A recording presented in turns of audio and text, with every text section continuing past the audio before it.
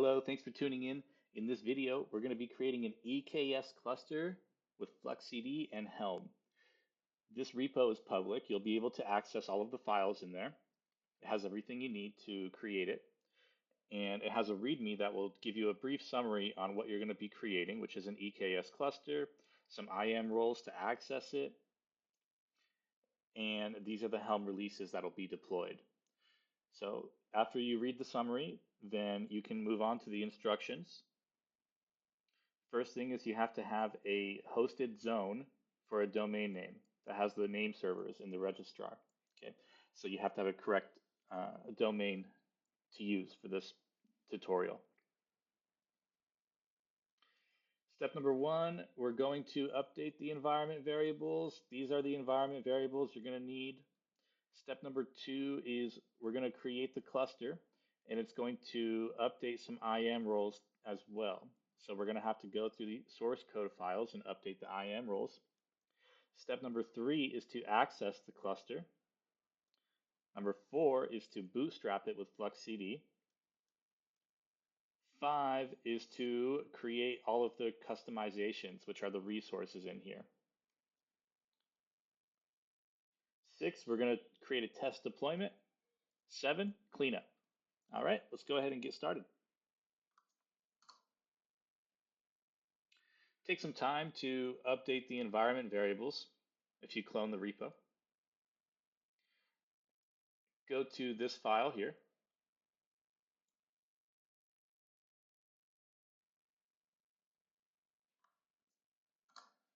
Update the cluster name down below with the name that you used in the environment variable. You should also update the pipeline default values for the role names.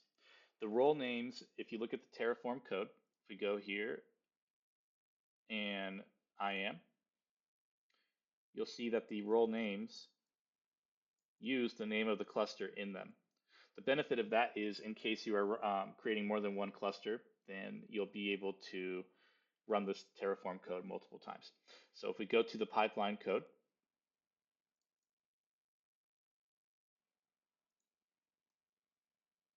right here, you want to have the cluster name updated in front.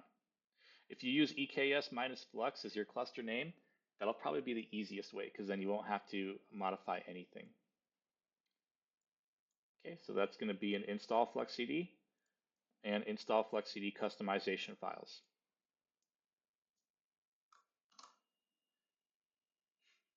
In EKS, Terraform EKS main.tf, you'll notice that there are managed node groups right here.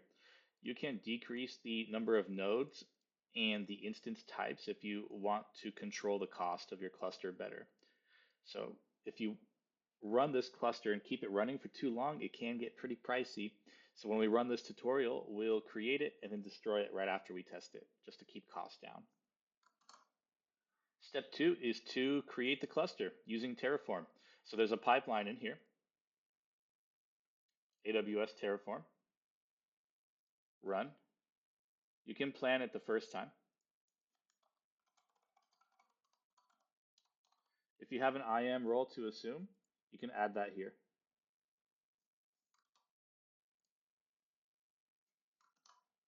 The pipeline is now running. You'll notice that the pipeline creates an S3 bucket and DynamoDB table for you. That'll be used by Terraform to make sure that it can save the backups and that not more than one Terraform process is running at the same time. So the plan is good. You can scroll through to see all of the resources that will be created.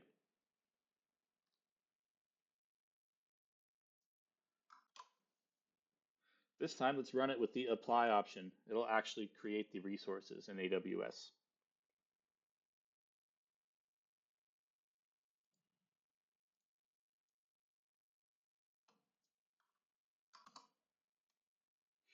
You can see it's running here. This will take a while to run. Give it 15 to 20 minutes. Take note of the different Terraform files that we have in here.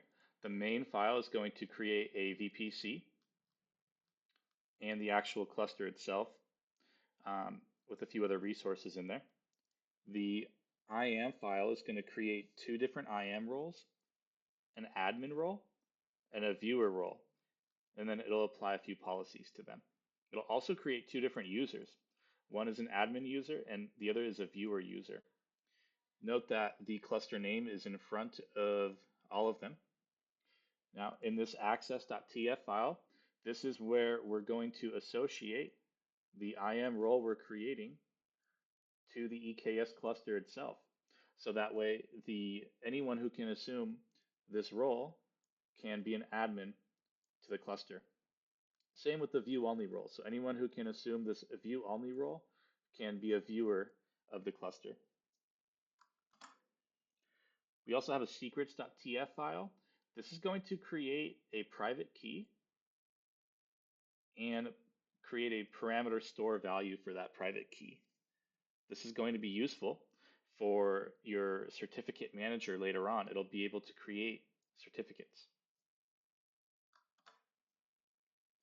One other area that you may need to update the cluster name is in this file.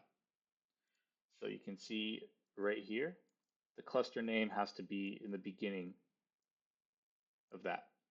That's going to match what we have in the Terraform file. So if we go back to that Terraform file,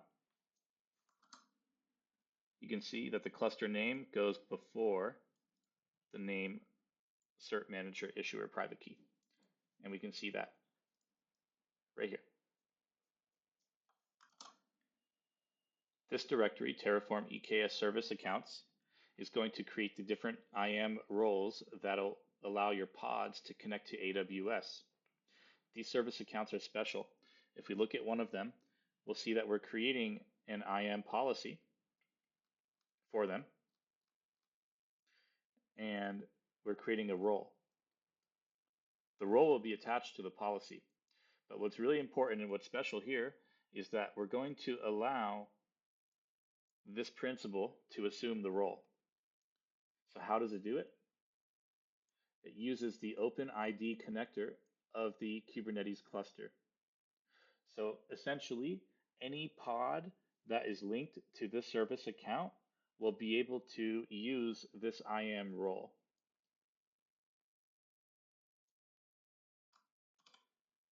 When your cluster attempts to assume this role, it'll use the OpenID provider, connector provider. And it'll have this unique web URL. So if it is using that to connect, it'll be allowed to assume the role. So these are all of the different service accounts that we're creating. We're creating one for a load balancer, Cert-Manager, external DNS, external secrets, and these will allow different access to the AWS account for a pod. So a pod will be able to be associated to these service accounts and access the role securely. To learn more about access associations and service accounts, refer to the documentation here. So these are the different access associations that you can have. There's actually a few more, and you can list them running this command once you have your cluster set up. But ultimately, what these do is allow an IAM role to have permissions in your cluster. So anyone who can assume an IAM role that is associated to your cluster can run different commands in your cluster based on these different policies. So if you, for example, were to give someone the edit policy, then they would be able to perform edit in your cluster, edit commands. The view policy, they would not be able to edit anything, only view. The admin can do anything. Okay, so these are the different access policies. You can use the CLI to set them up, or Terraform. We use Terraform to set them up so that we don't have to run CLI commands afterwards, right? So typically you would have to run the CLI command to associate a role to a policy, but that's what the Terraform code did for us. Now the service accounts, pretty similar thing. What they're going to do is allow a pod to assume an IAM role. So in this reading here, you'll see that You can assign an IAM role to a Kubernetes service account and then configure a pod to use that service account.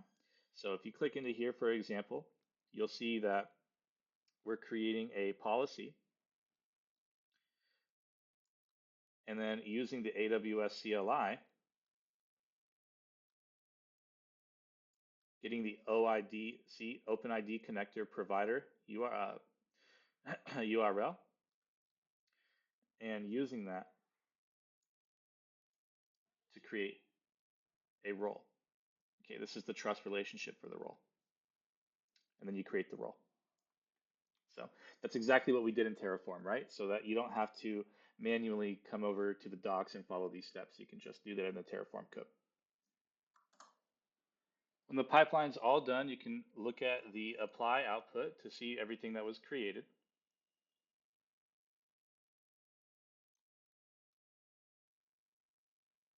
"98 objects.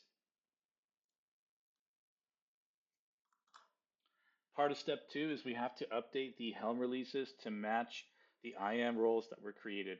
You really want to get this step right, because if you don't, then when your pods are running, if you update it after, you're going to have to terminate the pods and recreate them for them to get the new service accounts. So if you do it right the first time, it'll prevent you a lot of troubleshooting. You can log into your AWS console and search for EKS minus Flux under IAM and roles. Okay, and in there you'll see a number of different roles. So what we'll do is we'll go to our repo here, navigate to Flux, Helm releases, and there's 5 directories.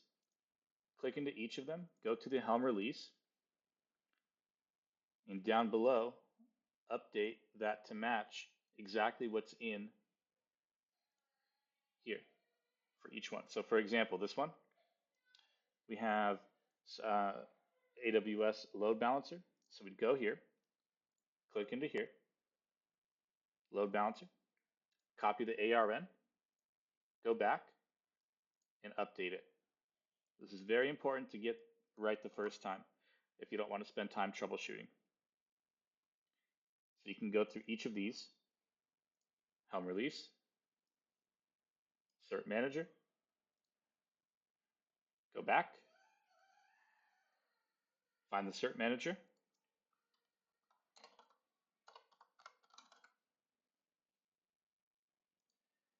copy the ARN, and update it here. Do that for each of these Helm releases. Next, we'll want to update the Apex domain in these files. So if we go to this one first,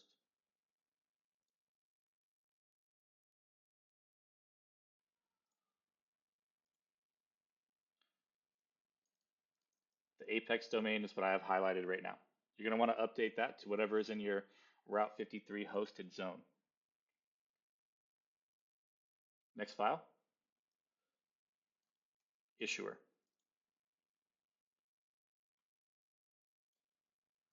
Right here. Update the Apex domain here. In the next file, the wildcard certificate. This is going to be a SSL certificate for any subdomain from this wildcard, from this Apex domain. So you're going to want to update the Apex domain so that you can issue a certificate for any subdomain. Don't forget to update the email and issuer as well. Okay, once that's done, then we can move on to step 3, to access your Kubernetes cluster. So to access it, you're going to have to use an IAM user who can assume the EKS admin role. There was one already created for you by the Terraform code. You can use that user, or you can use the AWS user that ran the Terraform code, because that user is also associated to the role. The easiest way is if you use the Terraform user that ran it, but you might have to create a web login for that user. Just be conscious of that. and give them CloudShell access. Okay, so if you don't have that set up, then you could do it for the user that was created by Terraform. You can create a web login for them and give them CloudShell access. You don't really need all of that. You could do it through the CLI on your computer locally, but it's pretty convenient to be able to just go here. So right now I'm already logged in as the Terraform user, and I'll just click on the CloudShell. So it's really convenient if you just have it set up like that.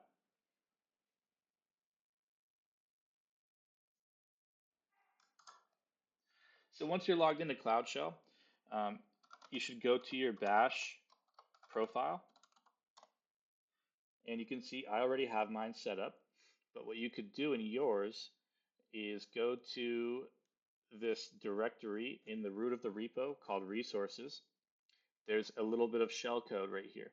If you copy this code, update your cluster name and your AWS account ID, then it'll automatically create a kubeconfig file for you and install FluxCD and EKS CTL. So you'll be good to go. You'll be able to run all your kubectl commands that you need, FluxCD commands, EKS CTL, if you put this in your Bash profile. So if I look at my Bash profile right now, this is what I have in there. Okay, and if I quit that, it already ran. So I should be able to just go, in fact, instead of typing kubectl, there's an alias in there for K. K get namespaces. And there we go. I'm already authenticated in my cluster. It's been up for 18 minutes. And I could pretty much do anything. K get pods all. And there we go. These are all of the pods that are currently running, right? It's not much yet, so let's clear the screen here and move on to the next step. Step 4 is to bootstrap FluxCD. So when you bootstrap FluxCD, you are authenticating within your cluster, and then you are running the bootstrap FluxCD command, which will create a namespace in your cluster called Flux System. And then it'll create a deployment key in your GitHub repo. The deployment key will allow the Flux System namespace to connect to your GitHub repo, read it, write to it if it needs to, and then apply whatever changes it needs to your Kubernetes cluster. So for example, if your GitHub repo is telling Kubernetes by us having a source file to create a namespace, then FluxCD will be able to read the GitHub repo, recognize that we want to create a namespace, go into Kubernetes and update Kubernetes to have that namespace. So let's go back to our actions. Bootstrap FluxCD. And you have to have a personal access token set up. If you set it up in the environment variables, you're good to go. You don't need to put it here. So go ahead and run the pipeline. While that's running, let's look at the code.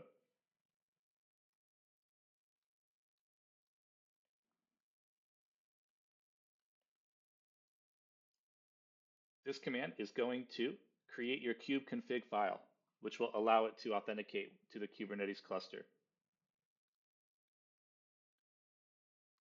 Install FluxCD. Make sure we have a PAT set, and then run the bootstrap command. There are different options to run this command, so if you're running this within an organization, you may need to look this command up, but for the most part, this command should be good to go. After the bootstrap pipeline is done running, you'll notice in the settings of your repo under deploy keys that you have a deploy key in there. This is what FluxCD is going to use to read and write to your repository. This is the public portion. The private key is stored as a secret in the Kubernetes cluster itself. So if you go back to CloudShell and run K,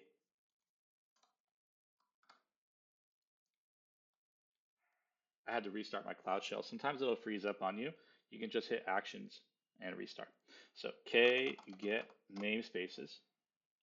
We can see we have a namespace called Flux System, right?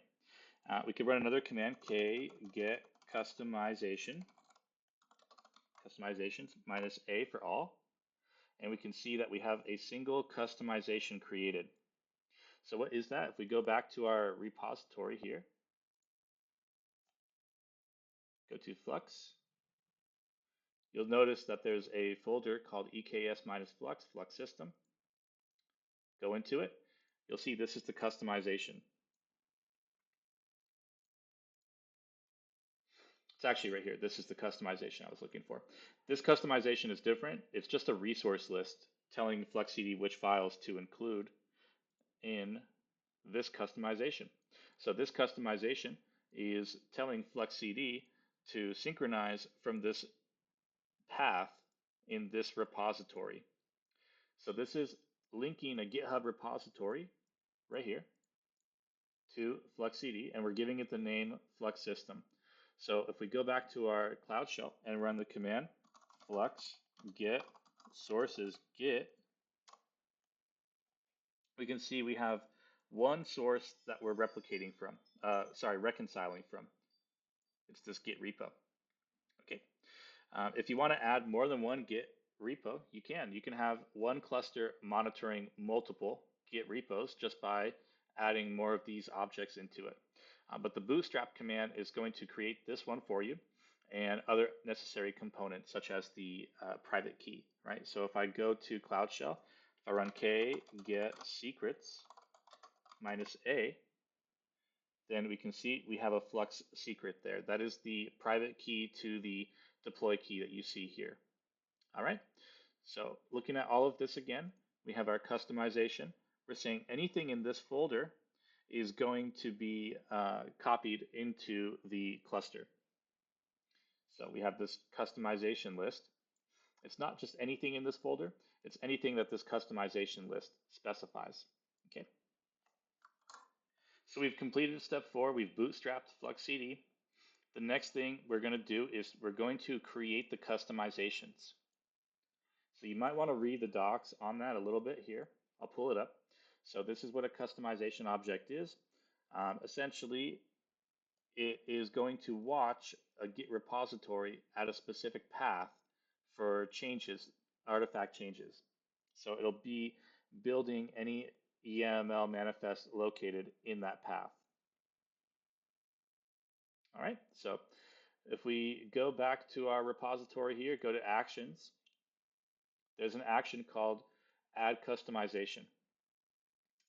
Pay attention because we're going to have to do them in a specific order. So the first one that we will do is external DNS. So let's go ahead and run the pipeline. External -DNS.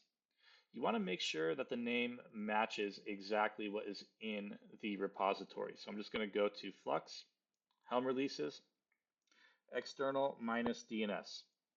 External -DNS. Good. Let's go ahead and run it. While that's running, let's look at the code for this. What it's doing is just like before, we're generating a Kubeconfig file so we can authenticate to the cluster. As long as the Terraform user can assume the IAM role, they will be able to perform these actions, which the Terraform files associate the running user with the role. So you should be good there. It's going to make sure that you're using one of these two directories. That's not unique to FluxCD. That's just the way that I wanted to have it set up. I wanted to only have customizations in here or here.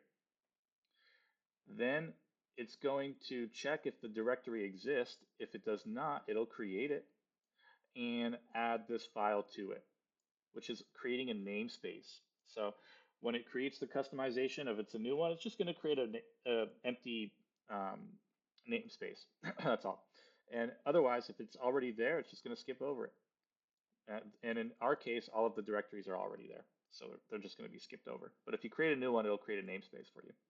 And then we're going to run this create customization command, which is going to generate a YAML file and then push it to the GitHub. So only run this pipeline one at a time. Don't do it for all of them because then it's going to have issues pushing to the GitHub. So let's see if it ran. It did. So add customization to directory. Good.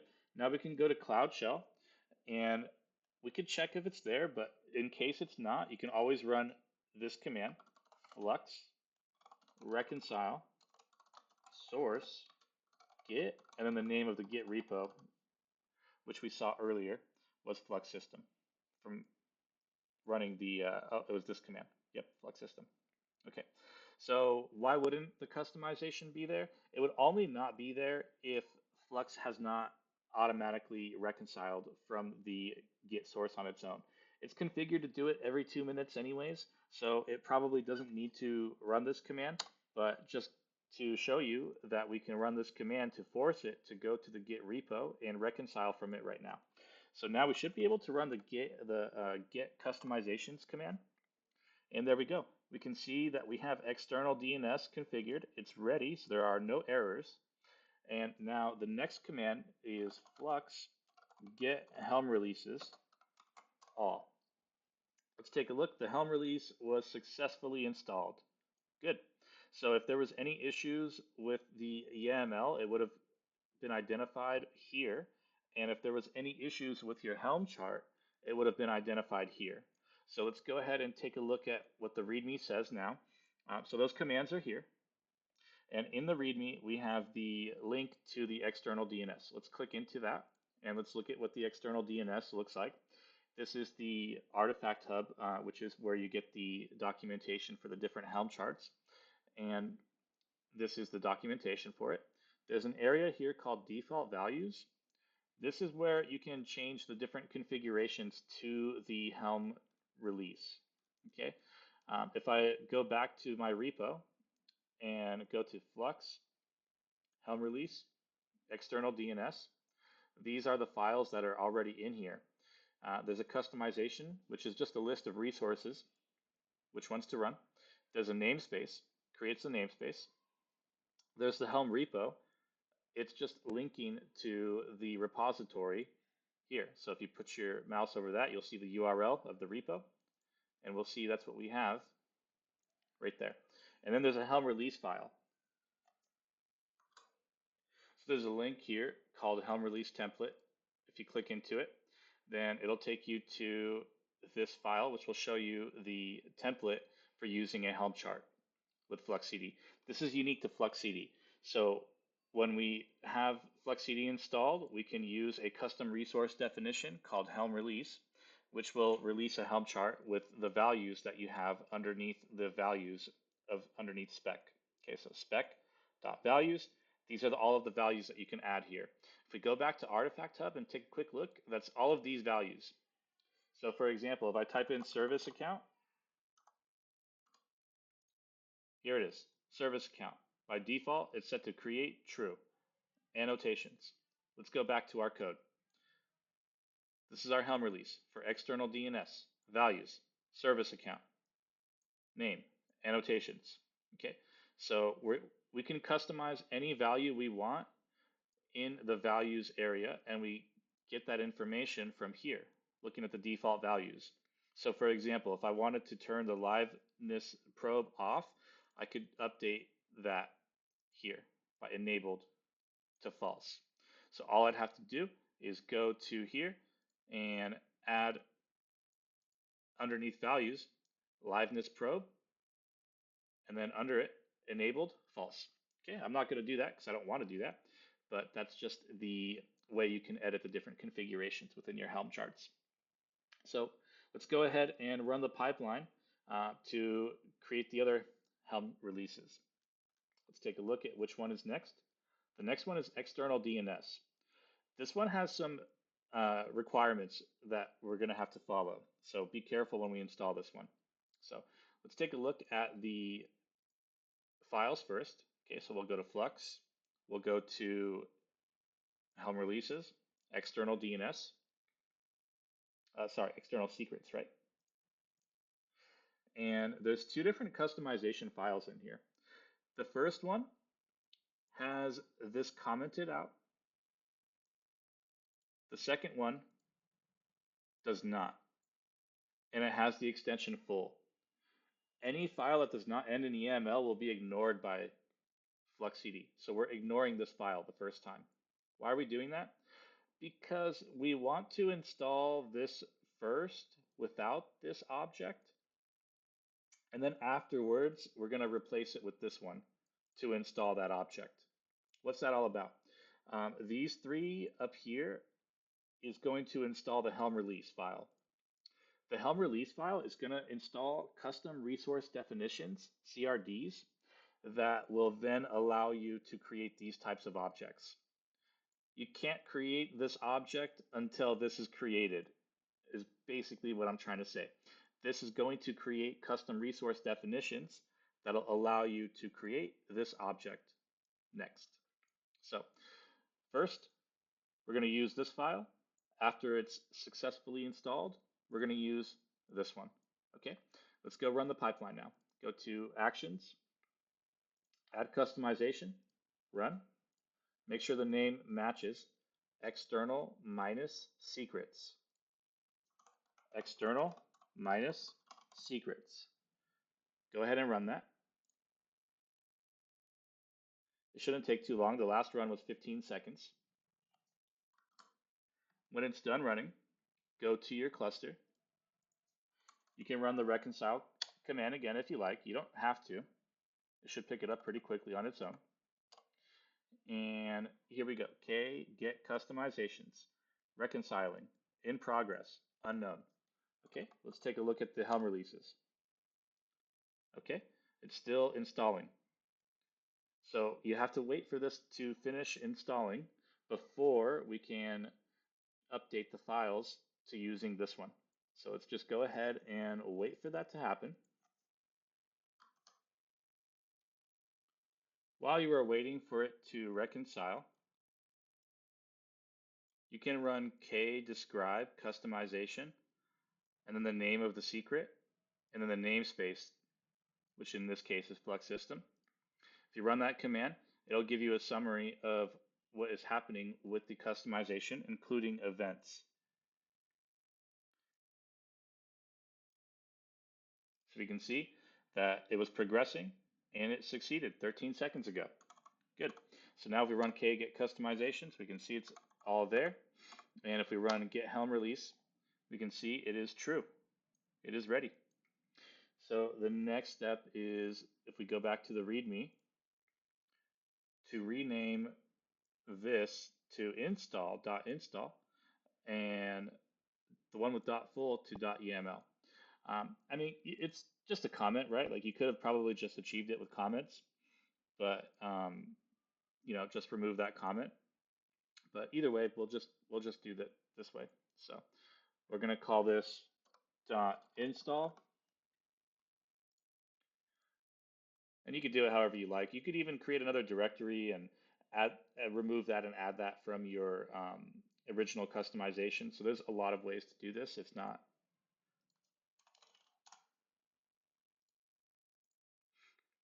really, the point is that you don't have this file there the first time and then you have it there the next time. Okay, that's the point. So now if we reconcile again,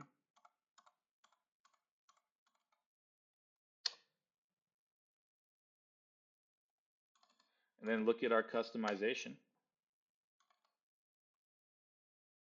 and our Helm release, looks like we're good. So it was able to create the cluster secret store. Okay. And if you want to verify that, you can go back to here and run k get namespace external secrets. There you go. It's been up for 40 seconds. If you tried to create it all at once, this would have given you an error because it needed to install the Helm release before it can create this object. So that's the whole purpose of us having to do that with the files. And again, you could have done that in many ways. You didn't have to rename them like this convention. If you don't like that, you don't have to do it that way. The next thing we're going to install is Cert-Manager, and that's going to follow the same procedure, right? So let's go ahead and take a look at that, Cert-Manager. So we have the customization here, which is going to exclude these objects, and then we have the full one here, which will include them. So let's run it. Add customization, run. The name of the directory, make sure you get it exactly right, cert-manager. Cert minus manager. Now run that.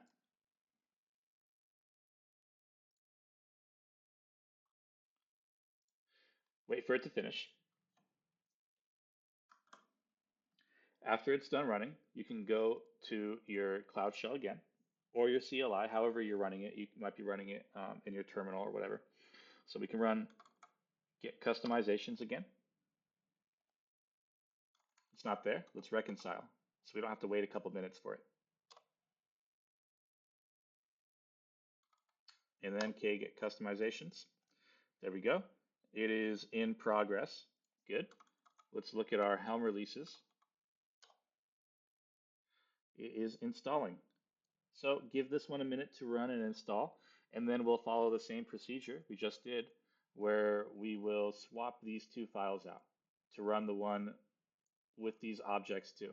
Again, we can't create this issuer object until the Helm release is created, because it's going to install the custom resource definitions required to create that Kubernetes object. There's also a watch option you can use. So you can watch, and anytime there's any update to the command, it'll print that update to the standard output. So you can add the watch option to it if you like. Even the Flux Git Helm release command has that. And again, we can do the describe command. So we can run k describe customization Cert-Manager namespace Flux system.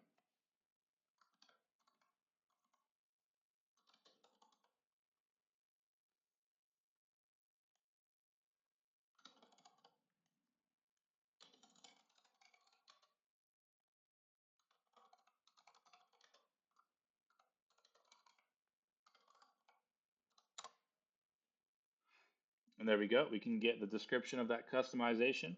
But more importantly, we get the events that are happening.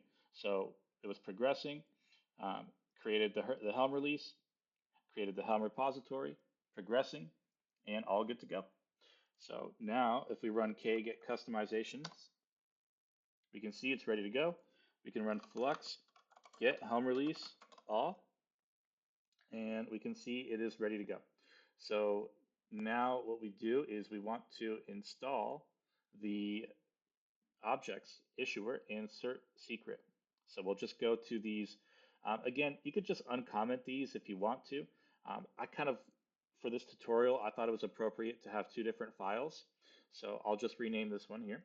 Let's rename it to customization.yaml.install. So now it won't install, it won't read this anymore because it's not a YAML extension. And then we'll go to the full and we'll remove the word full from it. So it'll deploy this one. Go back to our repo here, reconcile.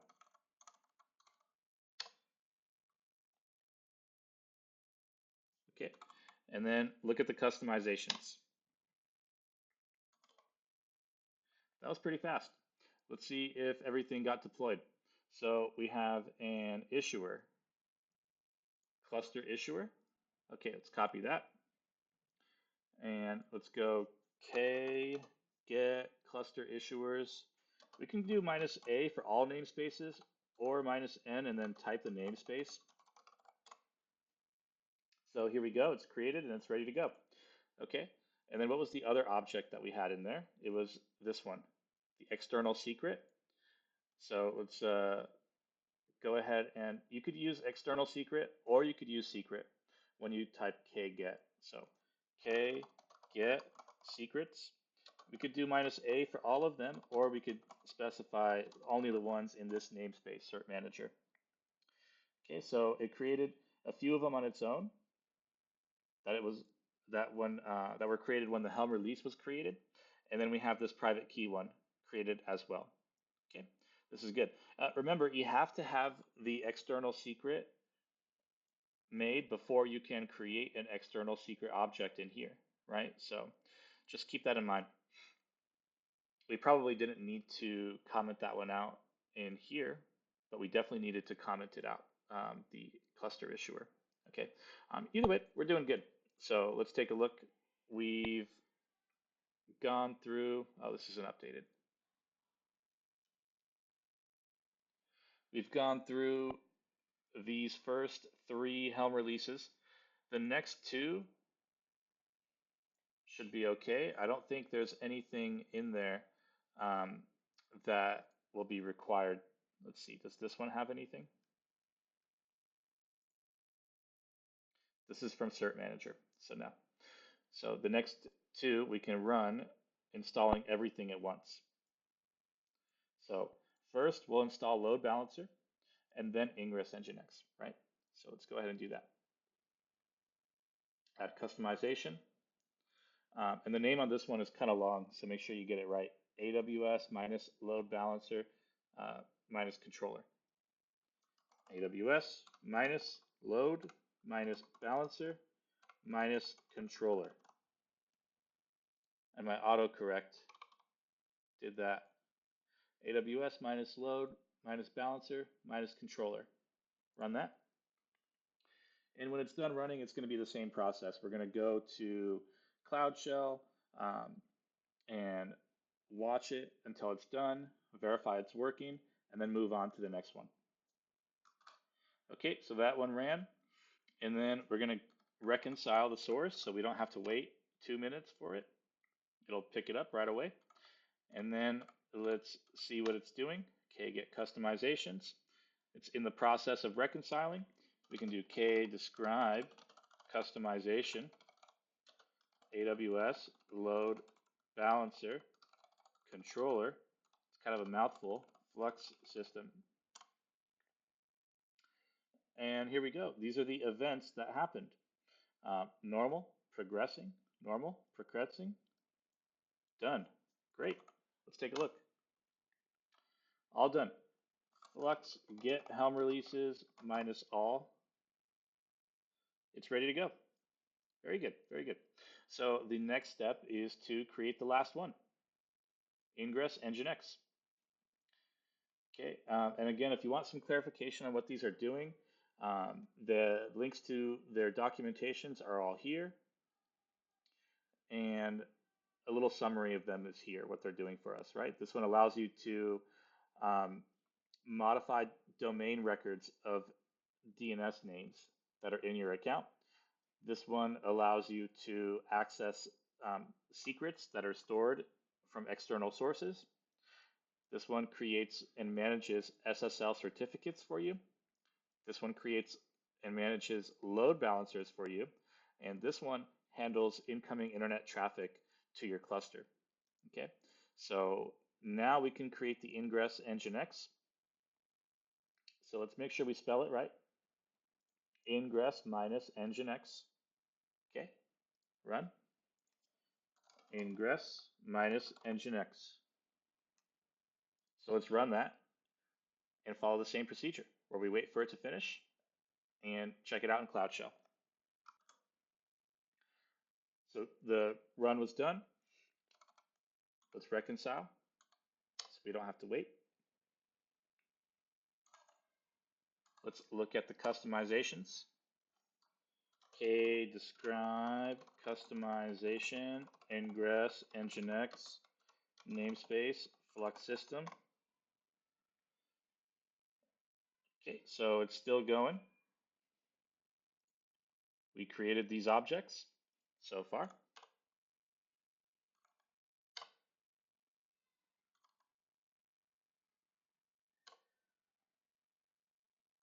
We can watch so that we'll get an update when it's ready. Okay, and if you hit Control C, you'll get out of that watch command, and we can see right here that, oh,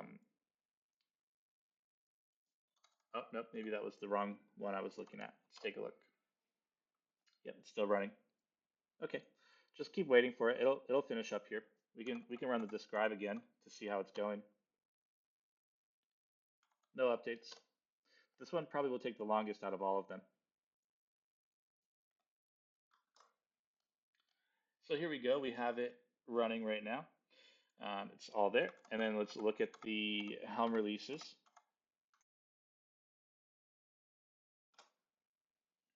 Good. It looks like the Helm release has been successfully installed for all of our Helm charts. So we are good to go. Let's see what's next. Next, we're going to create a customization for the app that we want to deploy. So I've already got the folder in there, test minus site. So let's run the add customization again. It's going to be test minus site. And down here, it's going to be in the apps directory. Again, you can structure this however you like. This is how I chose to structure it. I want my Helm releases in this directory, and I want my apps in this directory.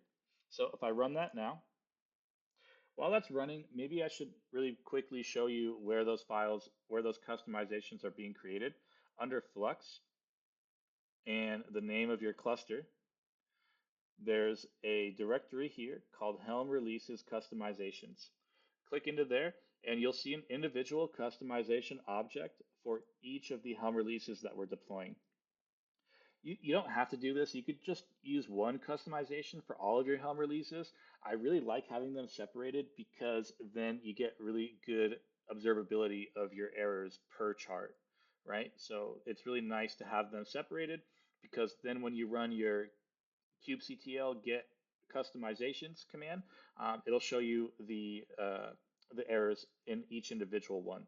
Okay, so it's kind of nice for troubleshooting and observability. So now we have just created a new folder here, and this is going to be the customization for this path, Flux Apps Test Site. So if I look in Flux Apps Test Site, that is here, we have a customization list again, resource list, that is telling us to deploy all of these files. So what do we have? We have a namespace called test site. We have a deployment in here with 2 replicas. It's a really basic deployment. It's just an NGINX website. And then we have a service for that. The service makes it accessible over the network, your pods that match that selector. And then we have an ingress. The most important line here really is line 9. We're telling it to use the NGINX controller for the ingress class. You could use the AWS load balancer one, but the problem with that is it'll create a new load balancer for every ingress object that you create, and that's going to increase cost. If you use the NGINX controller, it's going to use one load balancer for every ingress object. Now, this is the domain here, so in a couple minutes, we should be able to access our deployment through that domain. It links to the deployment through the service, though. This is the backend service, the name of the service, right? So this is the name of the service.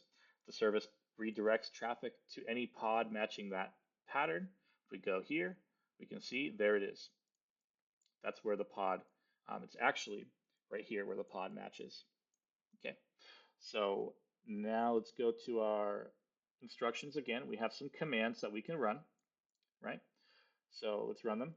We have k get namespace. Let's just grep for test. Let's see if it's ready. It is. Okay, and let's run k get pods test site minus n. Sorry, minus n test site.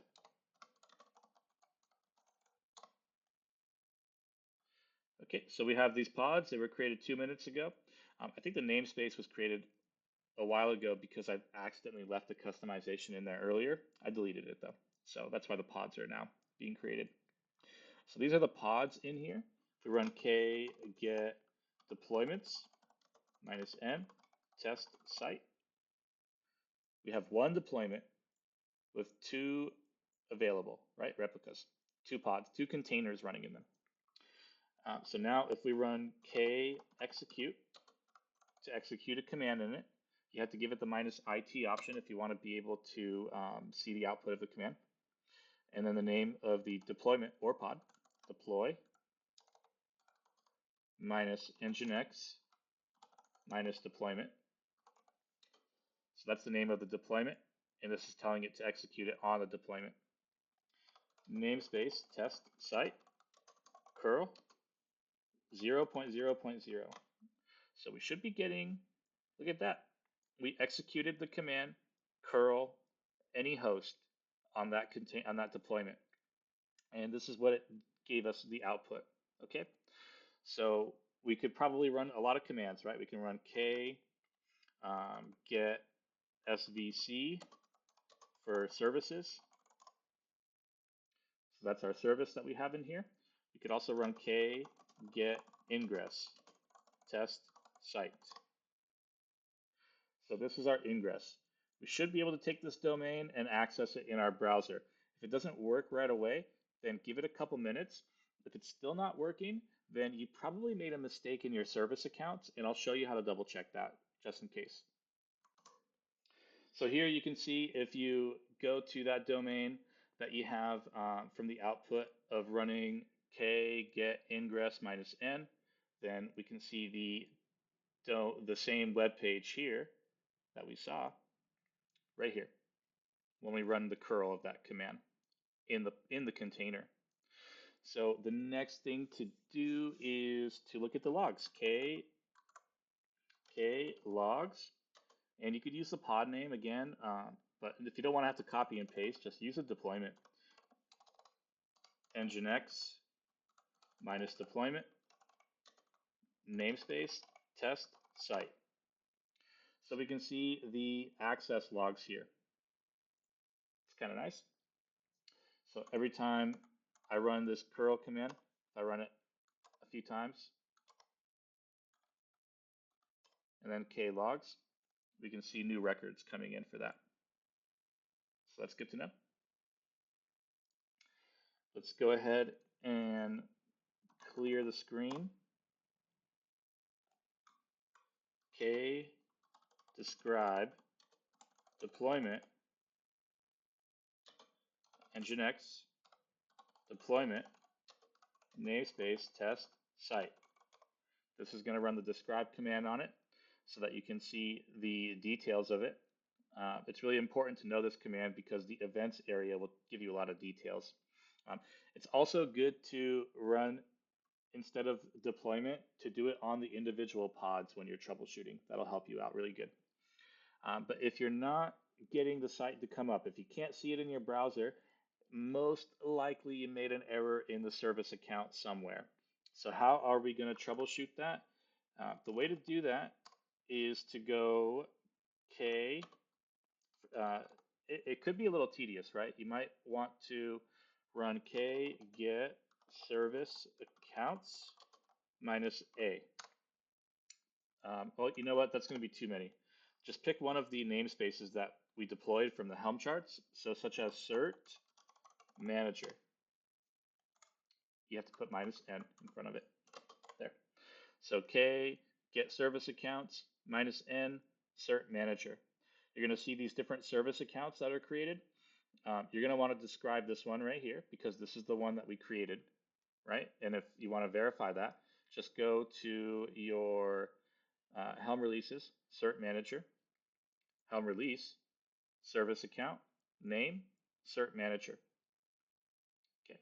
You're going to want to then verify that the role here matches.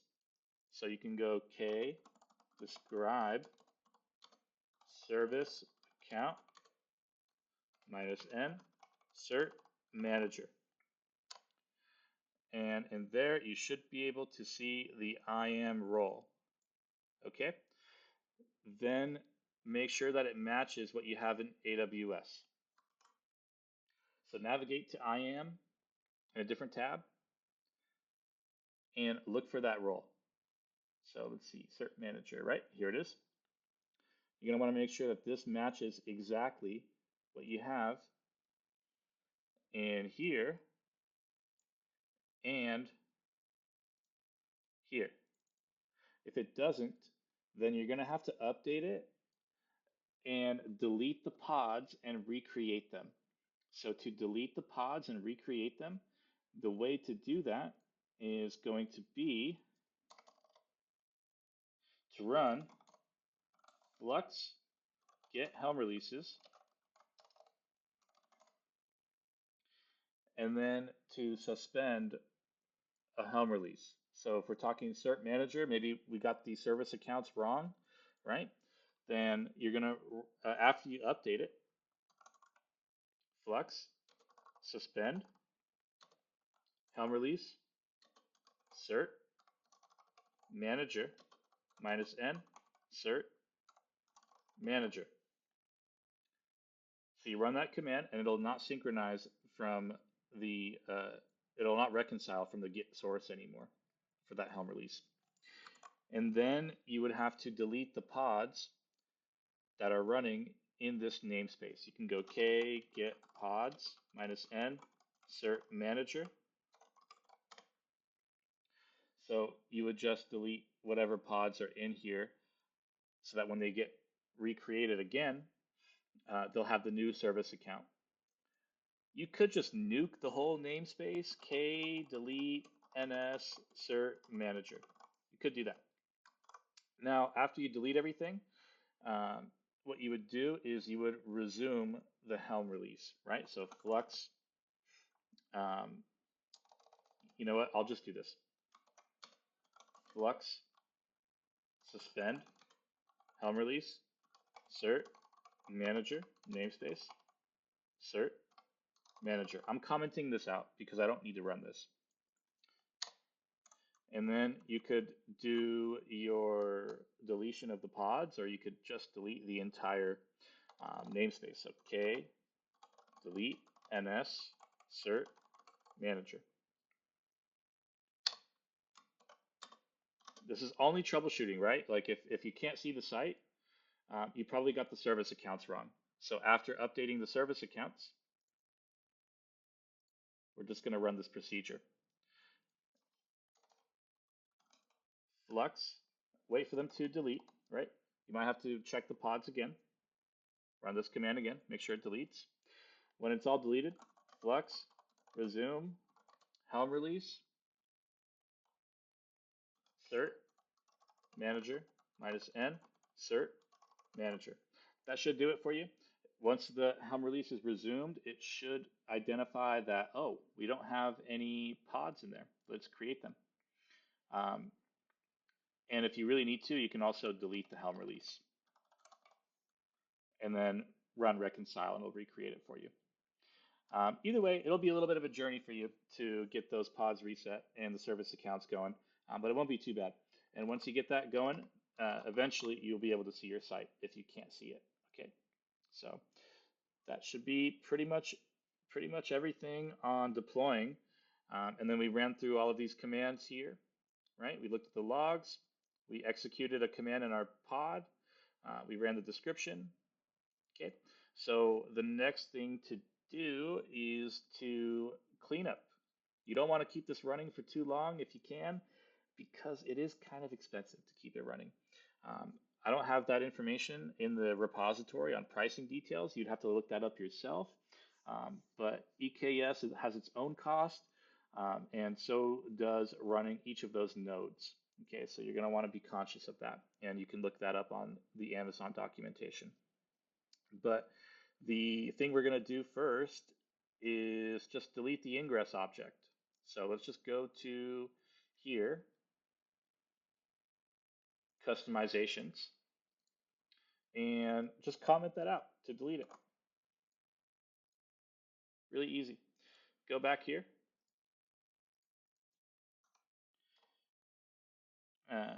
Flux reconcile source git flux system.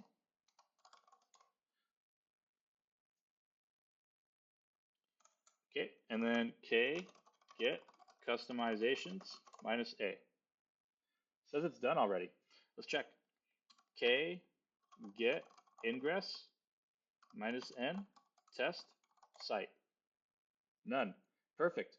We have to get rid of this to run the destroy pipeline, because if this is there, it won't destroy the load balancer. You still might have to get in there and do some cleanup at the end, but for the most part, we should be good to run the destroy pipeline now. So we can go ahead and run the destroy pipeline. So let's go here, AWS Terraform, run it, give it the destroy option, and the folder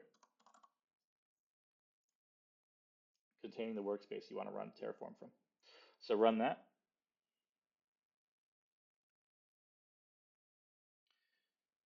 And that's going to take, it's probably going to take longer to run than the creation of everything. So just sit tight, let that run for a while. While that is running, down below, there is some other things you could do for the cleanup, such as delete the FluxDir.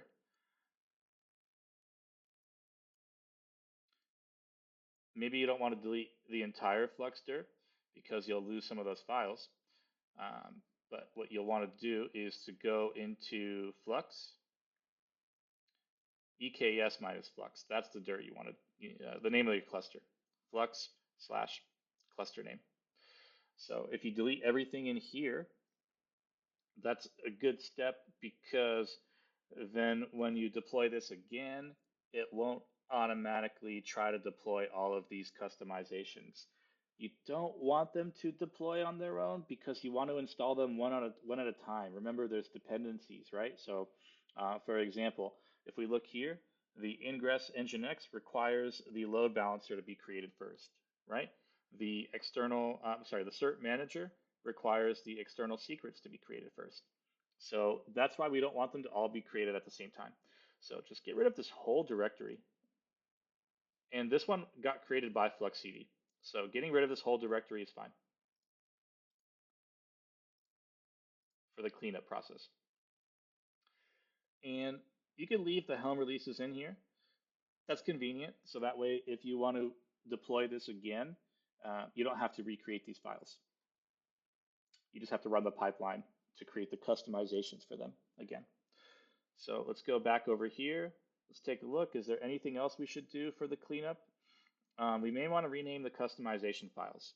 Yeah, that's a good idea because just if you remember, these customizations had dependencies, right? So this was the install one. This was the full one. So let's rename this to full.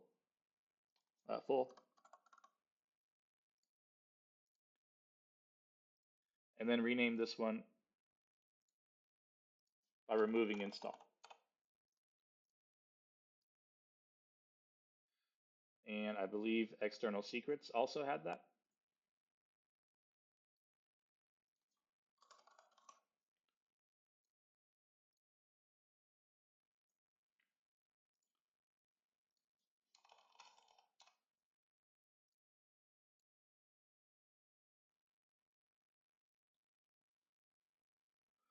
Okay.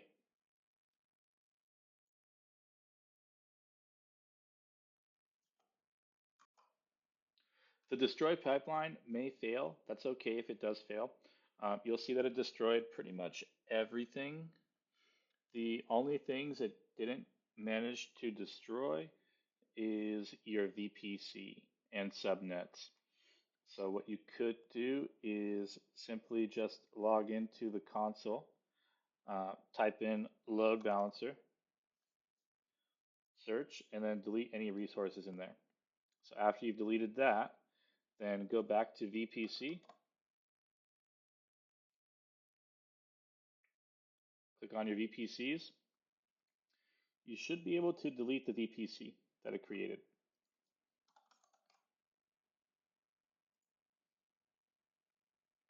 So once you've done that, you have completed the cleanup. So there's nothing else left in your AWS account that was created from the Terraform code. Just make sure to perform that cleanup. So thanks for watching on that one. I hope that was very helpful for you. And if you do get that running, I would love to hear about it in the comments. Thanks.